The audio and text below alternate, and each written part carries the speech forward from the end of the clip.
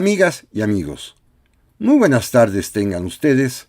Los saluda con el afecto de siempre José Manuel Villalpando aquí en una emisión más de su programa, La historia que quiero vivir, que, como ustedes bien lo saben y mucho se los agradezco, está disponible, se sube, aparece, puede verse, puede escucharse todos los sábados a partir de las 5 de la tarde en el canal de YouTube de José Manuel Villalpando, valga la redundancia. Sí, los sábados, a partir de las 17 horas exactamente, está disponible el programa que corresponde a cada semana, a esta semana en específico, lo cual no es obstáculo para que ustedes, cuando quieran, cuando puedan, cuando lo deseen, cuando tengan ganas, visiten este mismo canal de YouTube, donde van a encontrar literalmente más de 500,000 de programas anteriores que pueden verse cuando ustedes manden, a la hora que quieran. La salvedad es que el programa que corresponde a cada 8 días aparece, lo repito, los sábados a las 5 en punto de la tarde. También, al agradecer su atención, su compañía, su presencia, también repito lo que siempre digo, que este programa, que este canal, no tienen ningún fin económico, ni está monetizado, ni se recibe dinero, ni nada por el estilo, que es simple y sencillamente por esa pasión, por ese gusto compartido entre ustedes y yo de platicar de historia, de recordar el pasado.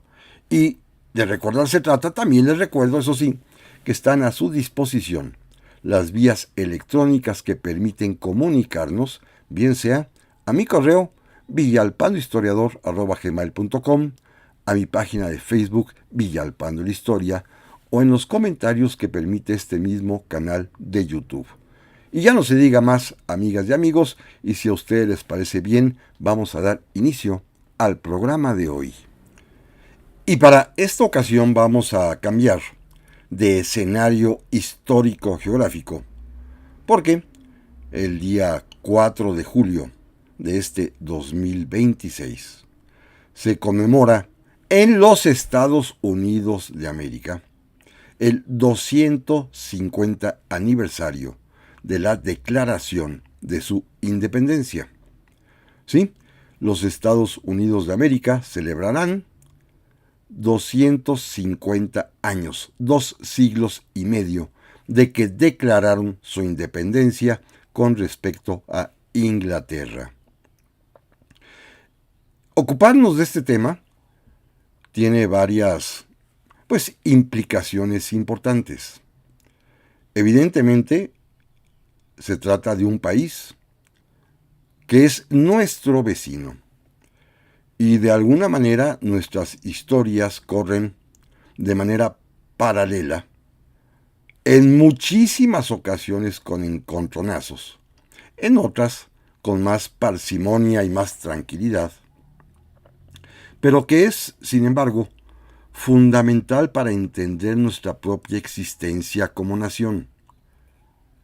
Un ejemplo muy simple: la Declaración de la Independencia de los Estados Unidos y los documentos fundamentales, fundacionales, posteriores a ella, que dieron origen a esa nación, a ese poderoso país que es los Estados Unidos de América, con sus virtudes y sus grandes defectos, son verdaderamente trascendentes por la importancia, por la influencia, ¿por qué no decirlo? Porque hasta copiamos en muchas ocasiones las ideas que lo que ellos llaman, o como los conocen, sus padres fundadores, plasmaron en dichos documentos.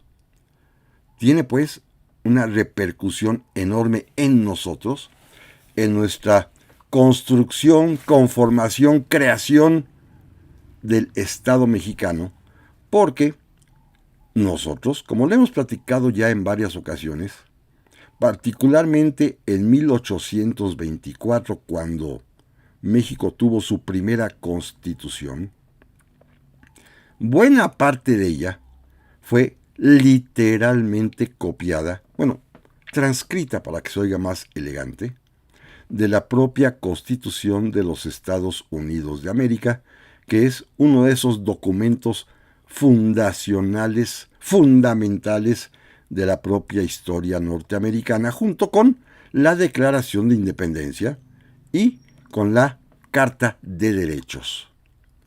Estos tres documentos, que son los que dan origen institucional como nación libre, soberana e independiente a los Estados Unidos de América, fueron particularmente influyentes e importantes en los mexicanos de aquel entonces, hace 200 años para nosotros, pero lo han sido también en todo el pensamiento constitucional de nuestro país.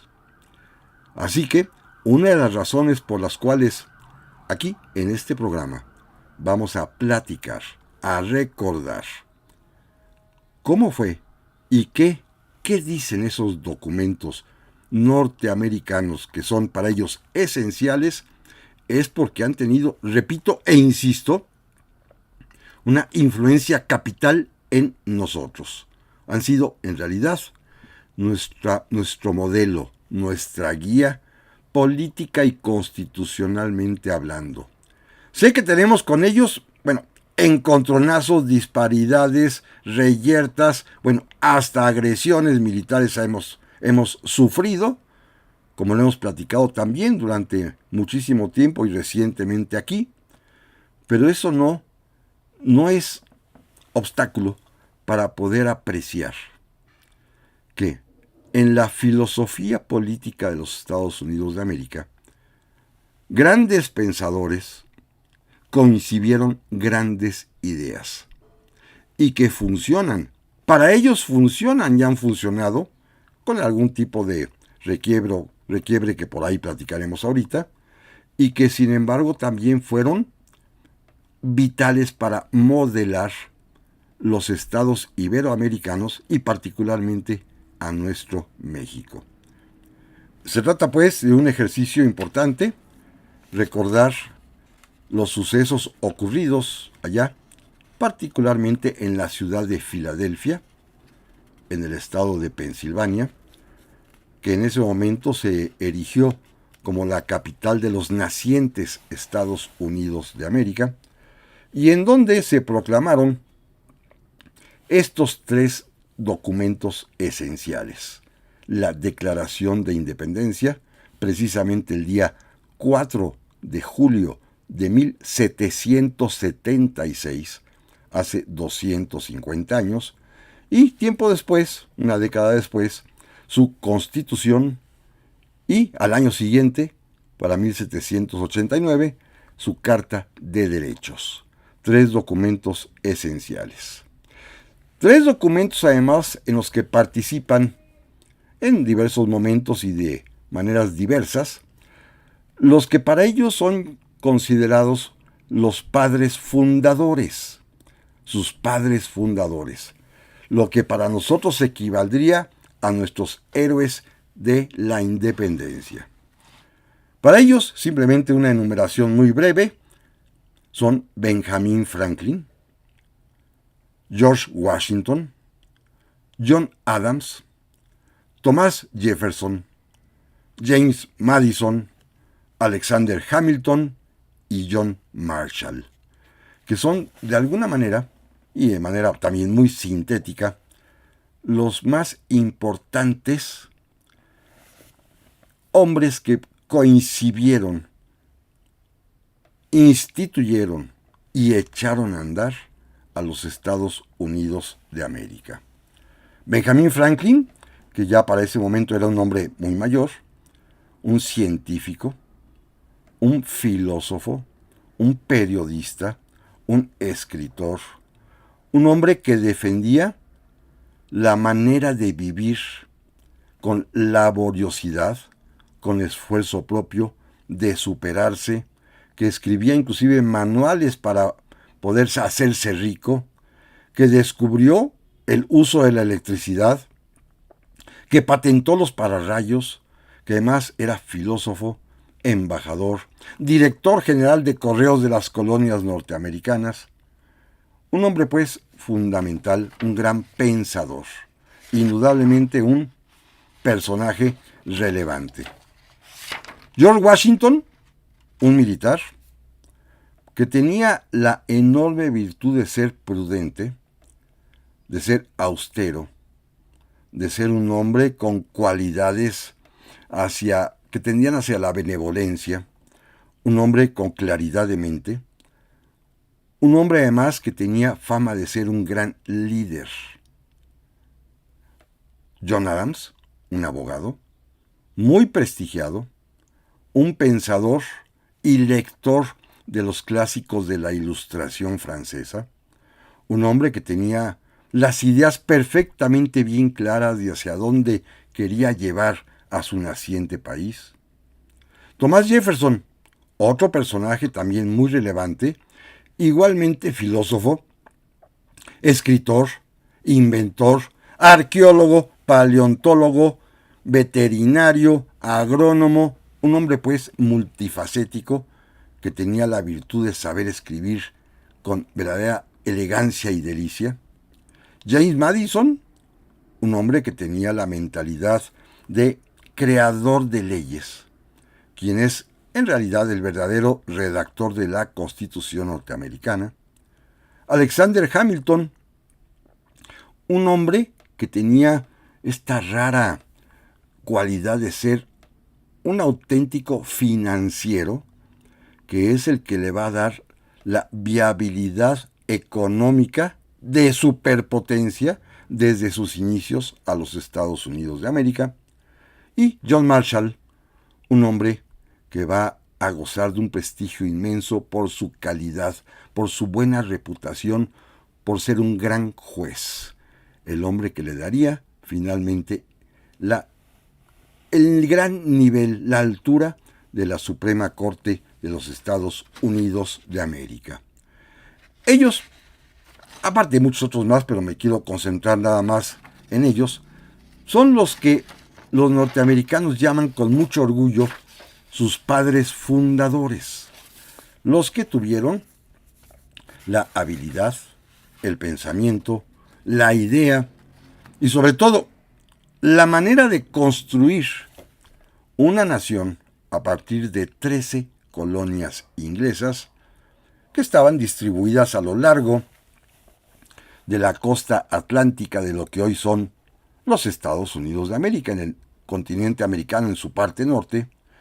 13 colonias manejadas todas de manera diferente, todas obviamente dependientes del gobierno monárquico de Inglaterra, las 13 colonias que todos conocemos, que hemos oído hablar de ellas: Connecticut, Delaware, Georgia, Maryland, Massachusetts, New Hampshire, Nueva Jersey, Nueva York, también Carolina del Norte, Carolina del Sur, Pensilvania, Rhode Island y Virginia. 13 colonias diferentes que van a encontrar un motivo común para rebelarse contra su madre patria, contra la Inglaterra. 13 colonias que habían sido fundadas por emigrantes ingleses, que habían tenido que huir, que salir, que escapar de la Inglaterra que los perseguía por sus ideas religiosas puritanas. Fíjense, en Inglaterra ya eran anglicanos, pero había sectas religiosas todavía más radicales, los puritanos calvinistas, que son los que tienen que salir huyendo de Inglaterra, asentarse en las costas de Norteamérica, fundar estas 13 colonias y allí iniciar a partir de los años 1600-1650 el desarrollo de su vida, para que Inglaterra además pronto comenzara a hostigarlas de una manera, como se acostumbraba en aquel tiempo, de una manera fiscal, con altísimos impuestos que agobiaban a estos colonos que vivían en estas 13 colonias en los que hoy son Estados Unidos de América, y que van a encontrar precisamente en esta constante, vejatoria actitud inglesa de estarles incrementando exorbitantemente los impuestos, van a encontrar una causa común para unirse entre sí, para enfrentar a la Inglaterra que literalmente las explotaba. Como un denominador también en las monarquías europeas respecto a sus territorios en América. Lo mismo hicieron los reyes borbones a partir de mediados del siglo XVIII con la Nueva España y con los demás virreinatos hispanoamericanos.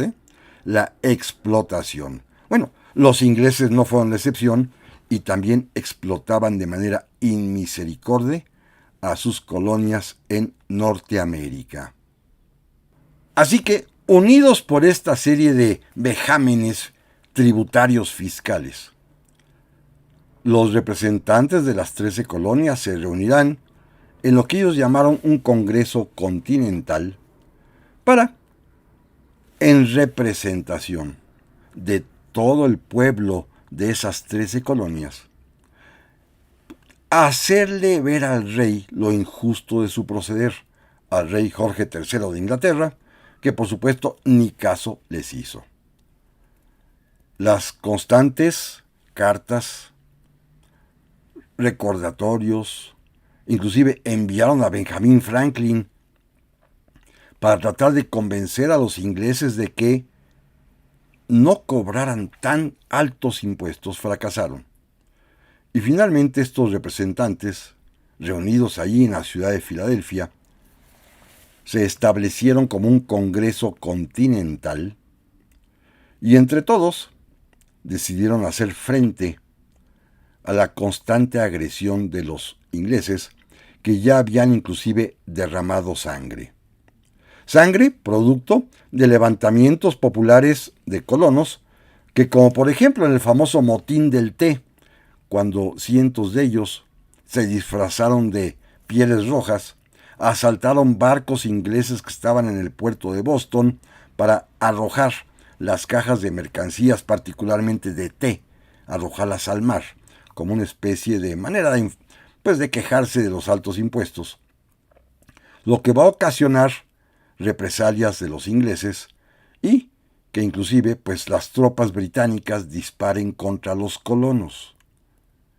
Esto va a ser intolerable para los representantes de las colonias en el Congreso Continental, que a propuesta de uno de ellos, de John Adams, que ya platicamos de él hace un momentito, van a designar al entonces coronel Jorge o George Washington como comandante en jefe del ejército continental.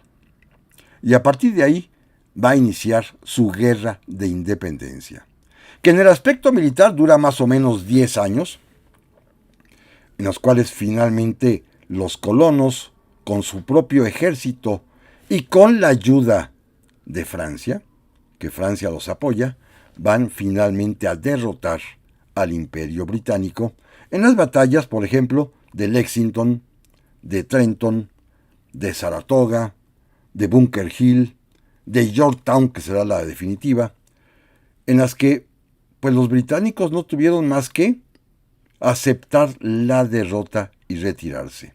No vamos a platicar aquí de la cuestión militar, que es quizás la menos importante para mí en este momento, sino más bien de estos conceptos que se manejaron en el Congreso Continental. Miren, el primero de ellos, el que sirvió para oponerse a estas decisiones impositivas fiscales de los ingleses, es el concepto de que los colonos rechazaban pagar los impuestos porque no puede haber impuestos sin representación, es decir, sin que los representantes populares los hayan votado, los hayan aceptado. Se trataba, de un acto despótico del rey de Inglaterra y por ello la reclamación. No hay impuestos sin representación, por lo tanto no estamos dispuestos a obedecer. Este es el primer gran acuerdo que logran los delegados, los representantes de las colonias, en el Congreso Continental reunido en Filadelfia.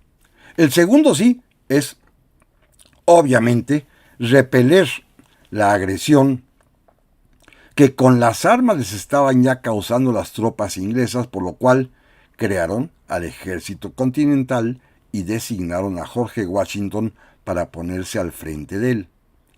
Pero lo tercero es fundamental. Decidieron redactar la declaración de su independencia. Decidieron redactarla. Y en ella juega un papel fundamental 3 personajes. El que tuvo la idea, que fue John Adams, que es el que propone que el Congreso debe declarar la independencia de las 13 colonias con respecto de Inglaterra, y el propio John Adams le encomendó y obtuvo la aprobación de que este documento esencial, fundamental, fuera redactado, escrito, nada más ni nada menos que por Thomas Jefferson. Thomas Jefferson, que, como comentaba yo hace poco, era un gran escritor, un gran pensador, un gran lector además también, y tenía, a juicio de John Adams, las ideas bastante claras de por qué se deseaba la independencia. Y el revisor del documento, que nada más le hizo el cambio a una palabra, pero que es fundamental, que va a corregir el documento de Thomas Jefferson, pero repito, hará únicamente un cambio, es nada más ni nada menos que el gran Benjamin Franklin. 3 personajes de primer nivel. ¿Qué es lo que hicieron? Bueno, redactaron un documento fundamental para la historia del pensamiento político y jurídico de la humanidad, no nada más de los Estados Unidos, de la humanidad. Voy a leer precisamente los párrafos introductorios de esta Declaración de Independencia, que dice así: sostenemos como verdades evidentes que todos los hombres son creados iguales, que son dotados por su Creador de ciertos derechos inalienables, entre los cuales se encuentran la vida, la libertad y la búsqueda de la felicidad, y que para garantizar estos derechos se instituyen gobiernos entre los hombres que derivan sus justos poderes del consentimiento de los gobernados, que cuando cualquier forma de gobierno se vuelve destructiva de estos fines, es derecho del pueblo alterarla o abolirla e instituir un nuevo gobierno, fundamentándolo en tales principios y organizando sus poderes de tal forma que les parezca más probable que garantice su seguridad y su felicidad.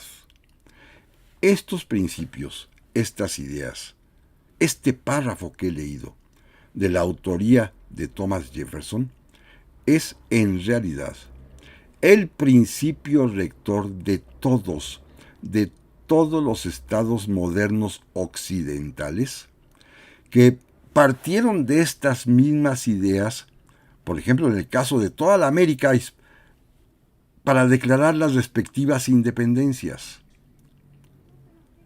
Decía yo que solamente le hizo un cambio Benjamin Franklin. En la versión original, Thomas Jefferson había escrito: sostenemos como verdades innegables que todos los hombres son creados iguales.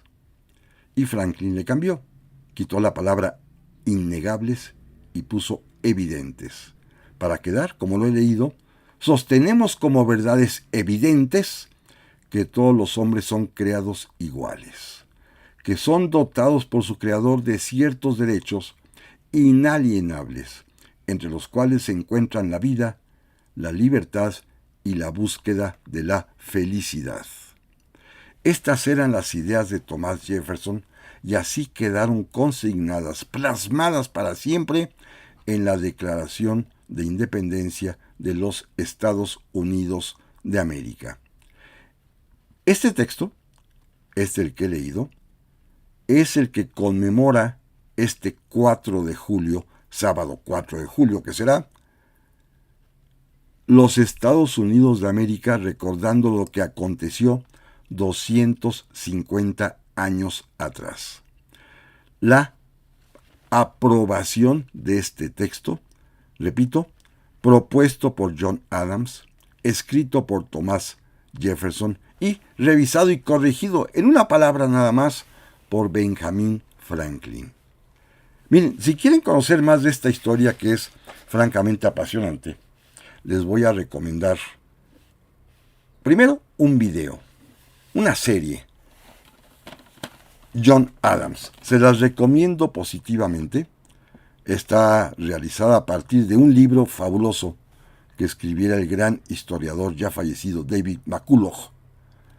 Este video, esta miniserie de John Adams, de veras, en este asunto específico de la Declaración de Independencia, la recrea de manera magistral y créanmelo, vale la pena verlo porque es finalmente la manera como se concibió este párrafo que, insisto, es fundamental, es vital en el pensamiento político constitucional moderno. Es la primera vez que abiertamente se reconoce que los hombres somos creados iguales y que tenemos derechos inalienables a la vida, a la libertad y a la búsqueda de la felicidad. Les recomiendo, repito, esta miniserie titulada John Adams. Y también un par de lecturas que valdría la pena y que también son modernas, en realidad no son libros anquilosados ya. Uno de ellos del gran historiador británico Paul Johnson. Paul Johnson escribió un libro fabuloso. Era un escritor extraordinario, Estados Unidos, la historia. Es un libro muy amplio, tiene cerca de 700 páginas, pero créanme lo que vale mucho la pena porque narra de una manera pues muy contemporánea, ya muy cercana a nosotros, toda la historia norteamericana, pero en particular en el capítulo respectivo, toda la historia muy humana de la Declaración de la Independencia de Estados Unidos, de la redacción de su Constitución, de su Carta de Derechos y de un epílogo que platicaremos más adelante. Es un libro fundamental. Paul Johnson decía que cada vez que quería aprender de un tema, la mejor manera era estudiarlo y escribir un libro. Bueno, así lo hizo. Tiene otras obras muy importantes, una historia del cristianismo, una historia de los judíos, en fin. Pero este libro sobre historia de Estados Unidos a mí me parece relevante, interesante y muy, muy ameno. Y uno más que habla específicamente de este periodo de la historia norteamericana es obra del gran escritor, historiador y novelista Gore Vidal. Gore Vidal, que escribió un pequeño libro que se llama La invención de una nación, Washington, Adams y Jefferson. En este libro narra precisamente las vidas entremezcladas de estos tres personajes y, junto con sus contemporáneos y con los que los rodean, cómo consiguen, cómo coinciden, cómo logran, cómo alcanzan y cómo plasman estos pensamientos importantísimos, como por ejemplo el que hemos leído y comentado de la Declaración de la Independencia de Estados Unidos. Gore Vidal se los recomiendo, es un autor que a mí me apasiona muchísimo, el libro es fácil de conseguir, La invención de una nación, de Gore Vidal, que narra estos momentos vitales y fundamentales de la historia, no solamente de Estados Unidos, de la historia del mundo, porque, repito, nos atañen y nos afectan directamente. Pero amigas y amigos, no se vayan, que en un momento más vamos a continuar con este tema.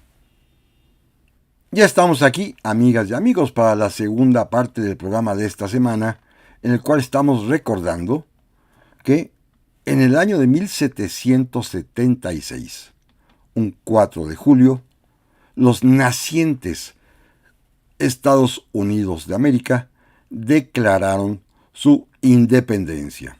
Lo estamos haciendo, examinando, recordando esos momentos en los cuales ellos, a través de sus representantes reunidos en el Congreso Continental en la ciudad de Filadelfia, redactaron la Declaración de Independencia, un documento, repito, esencial para la historia política, jurídica y de los derechos humanos de la humanidad, de la humanidad a ese tamaño. Sostenemos como verdades evidentes que todos los hombres son creados iguales, que son dotados por su Creador de ciertos derechos inalienables, entre los cuales se encuentran la vida, la libertad y la búsqueda de la felicidad. Sí, ya notaron ustedes que hay en este mismo texto una grandísima contradicción en la propia historia de los Estados Unidos de América. Hombres que son creados iguales y que tienen el derecho de la libertad, ¿sí? Y ellos tenían esclavos.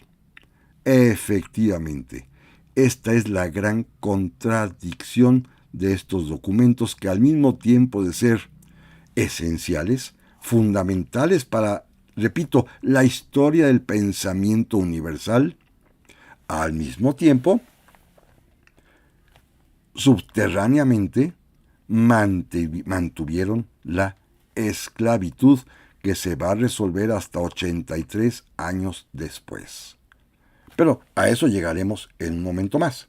Miren, la Declaración de Independencia fue fundamental, repito, obra del pensamiento y acción de tres personajes relevantes: John Adams, que la ideó, que la propuso; Thomas Jefferson, que la redactó, que la escribió; y Benjamin Franklin, con su gran sabiduría, que la corrigió y aprobó. De todos los personajes que hemos hablado,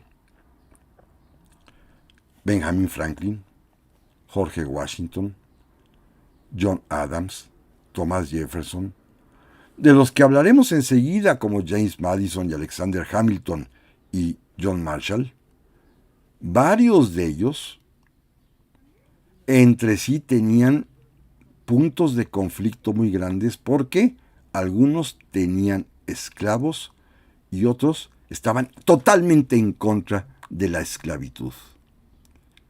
Fíjense, tenían esclavos, por ejemplo, George Washington tenía esclavos. Thomas Jefferson tenía esclavos. En cambio, John Adams no los tenía. No los tenía Benjamin Franklin, ni tampoco los demás. Hay, pues, una gran contradicción entre estas hermosas, grandiosas palabras y lo que estaba sucediendo en los propios nacientes en ese momento Estados Unidos de América. Y para poder sobrevivir, para poder transitar a la independencia, para poder enfrentar el problema, eso sí, a todos aquejaba, a todos, tuvieran o no tuvieran esclavos, tenían el mismo problema de enfrentar la tiranía, el despotismo inglés, y estaban obligados a pagar altísimos impuestos. Pactaron dejar por lo pronto a un lado el tema de la esclavitud, que se va a resolver, como todos sabemos, de manera muy pero muy violenta hasta la Guerra Civil norteamericana entre 1861 y 1865, y específicamente hasta que el presidente Abraham Lincoln libere a los esclavos negros. Van a tardar, repito, todavía 83 años para conseguirlo. Esto, por supuesto, es algo interesantísimo, porque es finalmente esta gran contradicción norteamericana. Y acompañando a este documento esencial que es su Declaración de la Independencia, su continuación, insisto, 83 años después, son las propias palabras del presidente Abraham Lincoln, que dijera cuando inauguró un cementerio para depositar ahí los restos mortales de los soldados que habían muerto en la batalla de Gettysburg el día 19 de noviembre de 1863, y en donde Lincoln se refirió directamente a esta declaración de independencia del 4 de julio de 1776. Dijo Lincoln: 87 años hace que nuestros padres creyeron y crearon en este continente una nueva nación concebida, dijo Lincoln, bajo el signo de la libertad y consagrada al principio de que todos los hombres nacen iguales. Y en este discurso, Lincoln remata con estas palabras: esta nación, bajo la guía de Dios, vea renacer la libertad y que el gobierno del pueblo, por el pueblo y para el pueblo, no desaparezca de la faz de la tierra. Lincoln fue el continuador, el culminador de esta declaración de independencia inicial, que, repito, a estos conceptos hermosos, altísimos, pero que sin embargo fueron de alguna manera contradictorios con lo que su propia realidad manifestaba a través de la esclavitud, Lincoln la resolvió, pero tardaron 83 años, muchísimo tiempo. Pero finalmente lo consiguieron, y aún así con problemas, como todos sabemos, sigue habiendo todavía expresiones raciales y de discriminación tremendas, y solamente como ejemplo, tardaron muchísimo tiempo, hasta el siglo XXI, para tener su primer presidente de color, en la persona de Barack Obama. Tardaron mucho tiempo, ¿eh? A ese respecto yo siempre hago esta comparación un tanto cuanto pueril, pero válida, de que en los Estados Unidos de América, creados hace 250 años, tardaron más de 200 para tener un presidente de origen afroafricano, Barack Obama, y en cambio México, que se independizó mucho más tarde, en realidad muy poco tiempo después tuvo a un presidente afromexicano, Vicente Guerrero, y a un presidente indígena, Benito Juárez. En ese aspecto, me parece que México logró resolver mucho más pronto sus problemas de identidad racial, a pesar de que hoy sigamos discutiendo estos temas, que parece que son temas que nos encanta estar reviviendo, pero en cambio, en los Estados Unidos de América tardaron mucho más, pero eso sí, con palabras quizá mucho más profundas y mucho más permanentes. Entonces, pues, su primer documento fundamental y fundacional es su Declaración de Independencia, que fue completada mucho tiempo después, 87 años más tarde, por el presidente Abraham Lincoln. Pero, segundo documento también fundamental y que va a ser importantísimo: redactaron una constitución. Constitución que además empieza con estas palabras: nosotros, el pueblo de los Estados Unidos, con el fin de formar una unión más perfecta, establecer la justicia, garantizar la tranquilidad nacional, atender la defensa común, fomentar el bienestar general y asegurar los beneficios de la libertad para nosotros mismos y para nuestra posteridad, por la presente promulgamos y establecemos esta Constitución para los Estados Unidos de América. Constitución que es modelo de todas las constituciones republicanas del mundo, porque fue la primera vez que una nación se constituía bajo esta manera republicana de vida. Lo esencial de ella, redactada fundamentalmente por James Madison y por Alexander Hamilton, los dos contribuyeron al desarrollo intelectual de la Constitución en una obra que se conoce como El Federalista, es que establecieron los tres poderes. Una república se gobierna por tres poderes independientes entre sí, y cada uno con funciones con atribuciones, con facultades perfectamente bien establecidas. El Ejecutivo a cargo de un presidente y un vicepresidente para sustituirlo en caso necesario, el Legislativo con las cámaras de diputados y senadores, y el Judicial, en cuya cabeza se encuentra la Suprema Corte de Justicia, pero poderes totalmente independientes, lo cual es fundamental. En la propia Declaración de Derechos, Thomas Jefferson escribió que una de las razones, además de los impuestos, para independizarse es que Inglaterra controlaba a los jueces, que los jueces resolvían y sentenciaban conforme a lo que les indicaban sus amos ingleses. Una de las razones, además de los impuestos, para que Estados Unidos se independizara de Inglaterra era la justicia por la falta de independencia de los jueces. Y esto se consiguió en la Constitución de Estados Unidos de América, donde además, y esto es sumamente interesante, establecieron el principio republicano para que el presidente fuese electo por voto indirecto del pueblo y el vicepresidente para que fuese aquella persona que ocupara el segundo lugar en las elecciones. Y el gran ejemplo político, democrático, civilizado que dieron al mundo es que el presidente es de un partido y el vicepresidente sería en su momento del partido rival, sería su rival. Y durante el tiempo en que estuvo en vigor esta disposición, jamás un presidente sufrió un golpe de Estado por parte de su vicepresidente, que por ejemplo sabemos en México era lo más frecuente. Guadalupe Victoria, nuestro primer presidente, intentó su vicepresidente Nicolás Bravo derribarlo, pero fracasó. Manuel Gómez Pedraza, que era presidente, fue derribado por su vicepresidente Vicente Guerrero.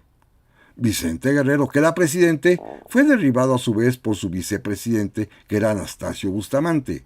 Es decir, aquí no supimos aquilatar estas disposiciones constitucionales que parten del principio de que los hombres obran de buena fe y actúan civilizadamente. En Estados Unidos, el primer presidente que duró 2 cuatrienios fue Jorge Washington. Su vicepresidente, igual los 2 cuatrienios, fue John Adams.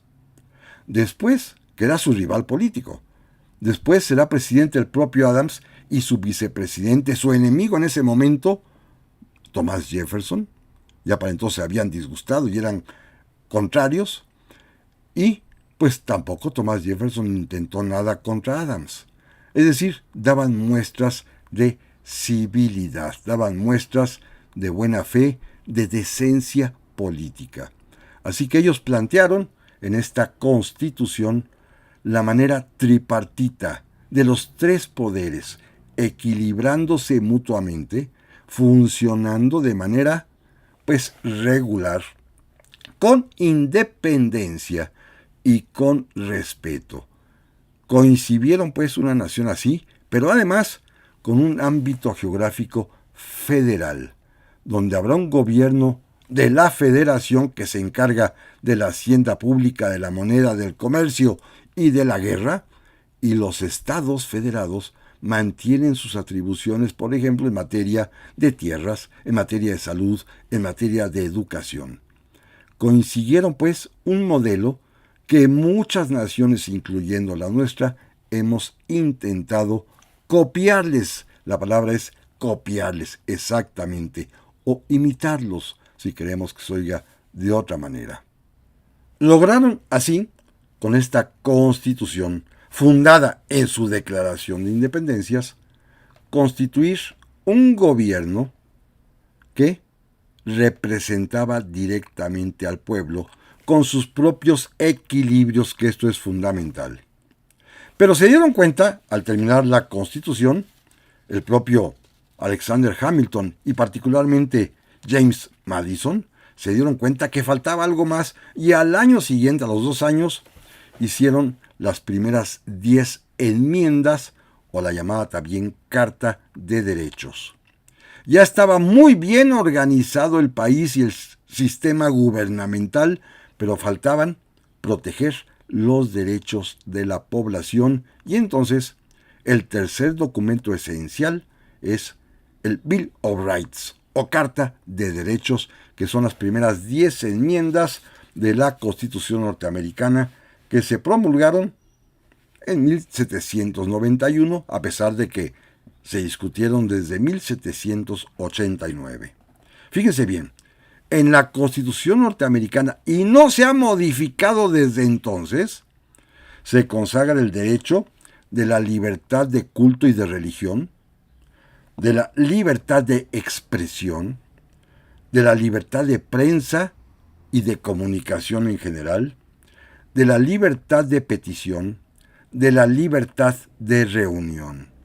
Todo ello en la primera enmienda, las libertades básicas del ser humano, que implican además también la libertad de dedicarse a lo que se quiera, siempre y cuando este trabajo, esta ocupación, sea lícita, que es quizás una de las razones de su desarrollo económico.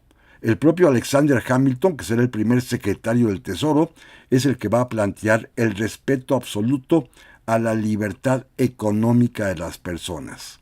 Respeto absoluto.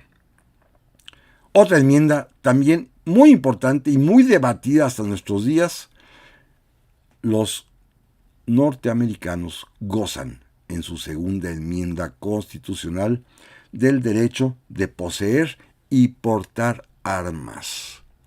Hemos visto todo lo que sucede. Hemos visto que se venden todo tipo de armas, desde pistolas hasta fusiles de asalto, en las tiendas, literalmente, en las ciudades norteamericanas. Bueno, es que es un derecho constitucional para ellos. Es un derecho que tiene el pueblo de los Estados Unidos consignado en su Constitución. Otra más, por ejemplo,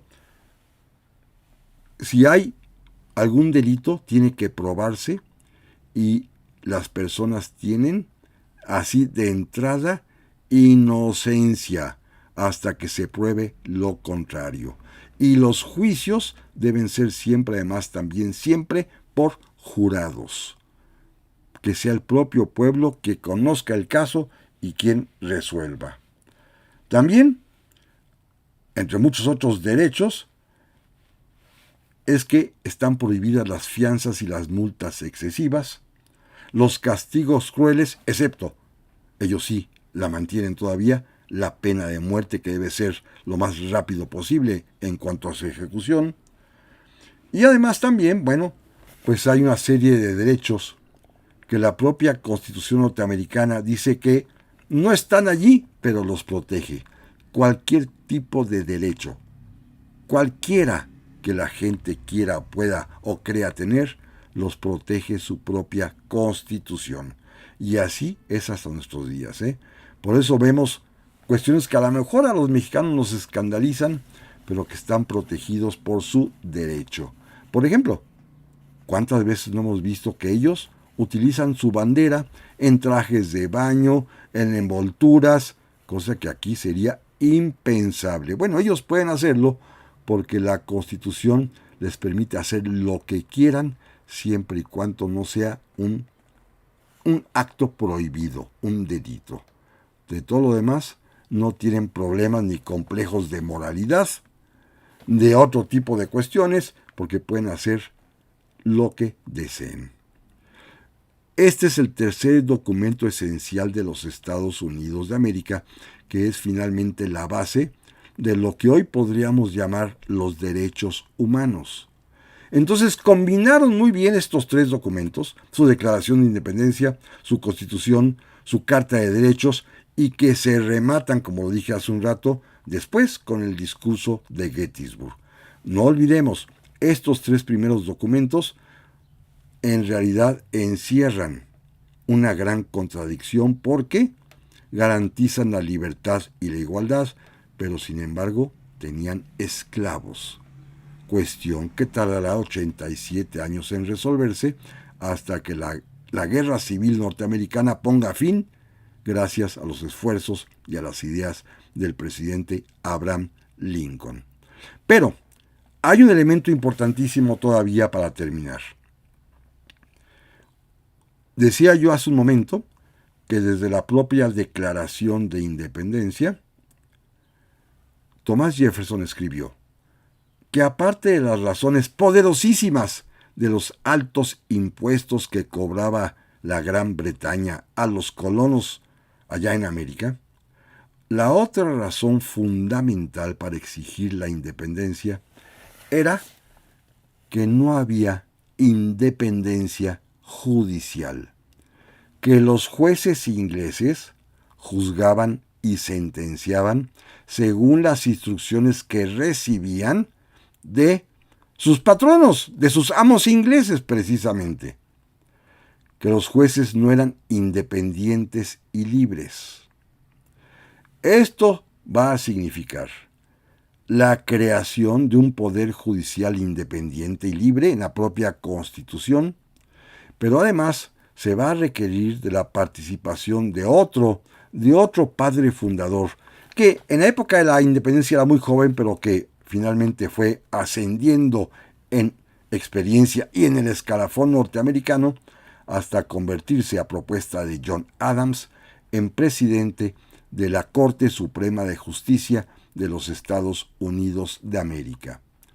Este hombre, cuyo nombre es John Marshall, es un personaje fundamental en la historia de los Estados Unidos porque es quien le va a dar absoluta y total libertad e independencia a la Suprema Corte de Justicia. Fíjense, era un abogado que según la Constitución era propuesto por el presidente y aprobado del Senado, pero que al momento de ocupar su alto cargo, como sucede en la Corte norteamericana, todos sus magistrados, sus ministros como los llamamos aquí, todos se olvidan de su procedencia partidista, de sus lealtades de quien los nombró, y se dedican a juzgar, a sentenciar con total imparcialidad y con total independencia, aún en contra de quien los propuso, lo cual ha sucedido en toda la historia de los Estados Unidos de América, en que la Suprema Corte de Justicia de ellos se ha mantenido siempre con total y absoluta dignidad e independencia, lo cual fue conseguido gracias a la acción vigorosa, intensa, jurídicamente bien sustentada y constitucionalmente perfecta, precisamente por este hombre llamado John Marshall. Una lista, pues, de sus padres fundadores, y salvo uno de ellos que murió en un duelo, Alexander Hamilton, que fue asesinado mientras se batía a duelo por cuestiones de honor, todos los demás, desde Benjamin Franklin, el propio George Washington, John Adams, Thomas Jefferson y James Madison y el propio John Marshall, todos fallecieron en su cama. La única excepción, repito, Alexander Hamilton, que cayó muerto en un duelo, pero todos los demás, nadie fue víctima de golpes de Estado, nadie fue víctima de atentados, de asesinatos, nadie padeció una revolución, no, todos se encaminaron hacia la idea del progreso, de la prosperidad, de lo que ellos llamaban la felicidad. Un concepto muy importante para los norteamericanos. Mencionaron la palabra felicidad 2 veces, como la leímos al principio del programa, en la Declaración de Independencia, y por ejemplo Thomas Jefferson la utilizó en varias ocasiones, diciendo una frase que aquí Miguel Hidalgo interpretó en sentido contrario, pero bien hecho. Thomas Jefferson decía que el gobierno que logra construir las circunstancias para que la nación sea feliz es un buen gobierno. para que el pueblo sea feliz. Miguel Hidalgo, que conocía estas frases, dijo precisamente lo contrario. El mal gobierno es aquel que no crea esas circunstancias para que los pueblos sean felices. La felicidad para ellos era algo importantísimo y claro, para la traducción económica es la felicidad material, como sabemos que viven así los norteamericanos, pero ellos la tienen muy claro y es un derecho consagrado desde su declaración de independencia, el de ser felices. Déjenme terminar con una anécdota muy peculiar. La declaración de independencia, que repito, fue una idea de John Adams, que fue escrita por Thomas Jefferson y corregida en una sola palabrita por Benjamin Franklin. Esta declaración de independencia se proclamó, se firmó, se juró, se dio a conocer al mundo el día 4 de julio de 1776. 50 años exactamente después, el 4 de julio de 1826, es decir, hace exactamente 2 siglos, hace exactamente 200 años, después de 50 años entre que se declaró y esa fecha, después de que fueron amigos, luego contrincantes, luego hasta enemigos y finalmente se reconciliaron ya muy ancianos como amigos otra vez, los dos autores de la declaración, John Adams y Thomas Jefferson, fíjense qué casualidad, murieron exactamente, cada quien en su casa, exactamente murieron el mismo día, 4 de julio, pero de 1826. Thomas Jefferson muy temprano en su casa, más tardecito John Adams en la suya, uno en Massachusetts, el otro en Virginia. Pero la casualidad enorme es que los dos, digámoslo así, creadores, más Benjamin Franklin como corrector, pero los dos creadores de la Declaración de Independencia, proclamada el 4 de julio de 1776, repito, fallecieron el 4 de julio, pero de 1826, exactamente 50 años después. Amigas y amigos, muchísimas gracias por la atención y con el favor de Dios, aquí nos vemos y nos escuchamos la próxima semana. Pásenla muy pero muy bien.